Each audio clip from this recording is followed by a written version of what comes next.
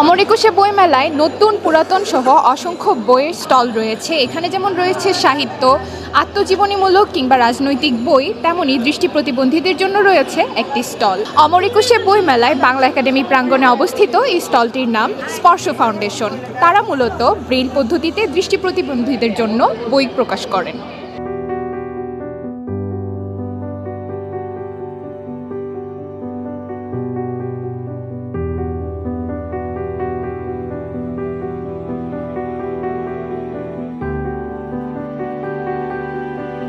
আমরা মূলত হচ্ছে যেটা গল্প, তারপর সাহিত্য, ওইগুলো যেটা কালির লেখাটা আমরা হচ্ছে ব্রেইলে কনভার্ট করে যারা হচ্ছে দৃষ্টিজয়ী তারা যেন পড়তে পারে, ওরা যেন হাত দিয়ে স্পর্শ করে পড়তে পারে, সেই জন্য হচ্ছে আমরা মূলত এখানে আসা।